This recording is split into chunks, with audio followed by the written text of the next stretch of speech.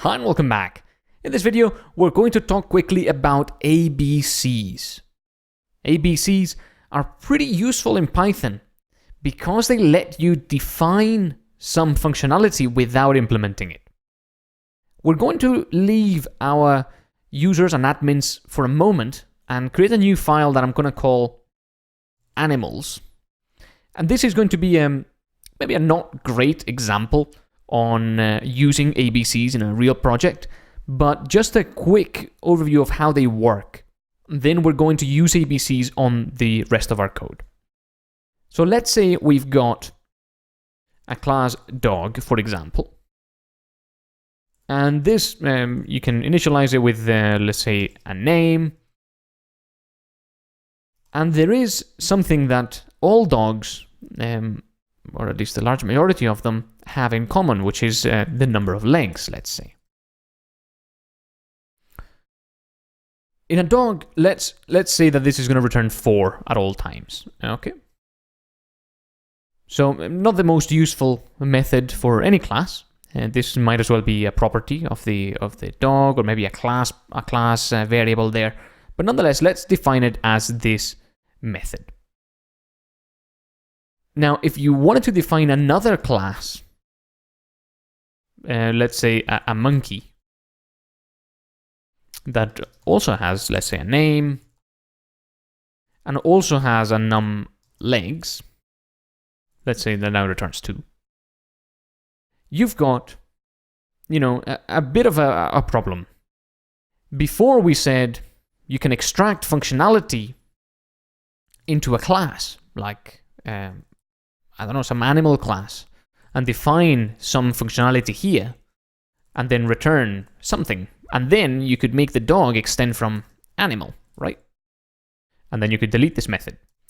But you cannot do the same thing with the monkey because the monkey has 2 legs, not 4. So how do you do this?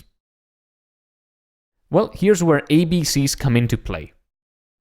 Let's say that you have a bit more functionality for each animal that you want to make available to all animals. Let's say, for example, a walk method. And this walk method is going to return or print walking. Of course, this could be something a bit more useful in a real program, but nonetheless, just an example. Now you want both your monkey and your dog to extend from animal so that they can both use this method, walk.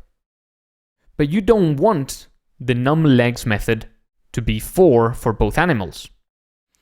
So, what to do is to cut it again. Oh, by the way, let me just say that this would do what you want. This current status of the code, defining numLegs in the animal class, the dog would inherit that and it would return 4. The monkey would override the method and it would return 2. So this works. But there is a problem, which is that you can now say that you can create a new animal. And then you can print a.numLegs.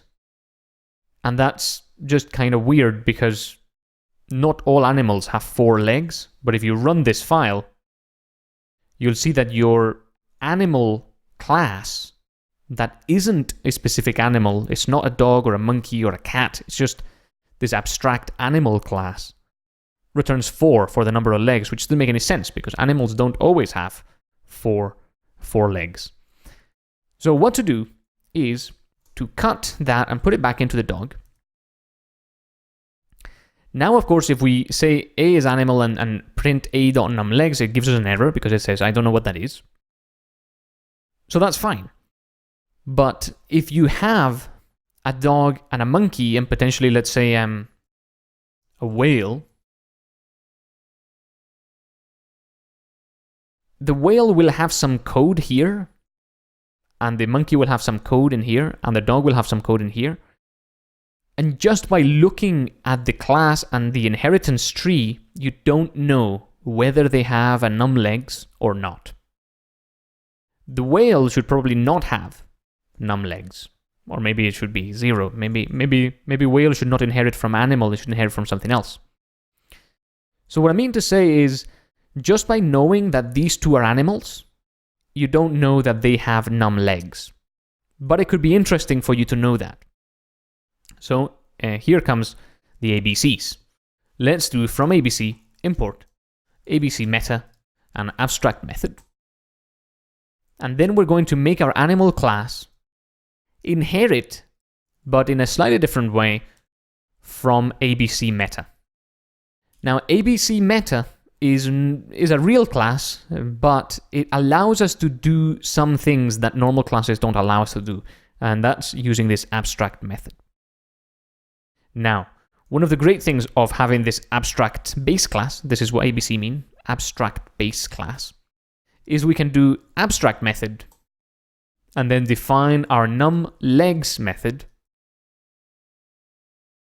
and then do something like pass. Okay, so now we've defined this abstract method and we've said animal has this method numLegs, but it's not about a specific animal in the world. It's a bit abstract. It doesn't refer to anything concrete. So then it is the responsibility of the child classes like dog and monkey to implement that method. Now if we run this code, if we run animals, we'll get an error. And it says, can't instantiate abstract class animal with abstract methods numLegs.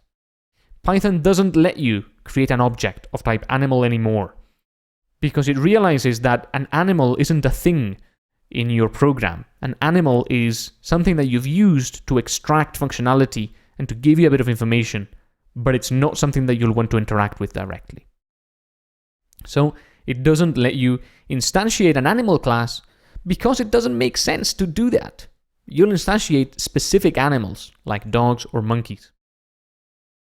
So this is how you use an ABC, an abstract base class, and how you define an abstract method.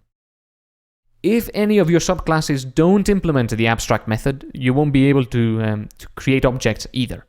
So if you delete this from the dog class and then try to create a dog,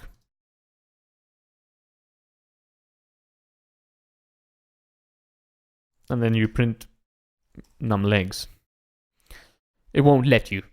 So let's delete that, run animals again, and it says you can't do that. But as soon as you have this method in here and you run it, now you can, and you get 4 back. So abstract base classes can be quite useful in a number of scenarios in order for you to know that the subclasses will all have this method. So you know that whenever you have a subclass of type animal, this method will be available. Let's expand a little bit on why this is useful in the very next video. I'll see you there.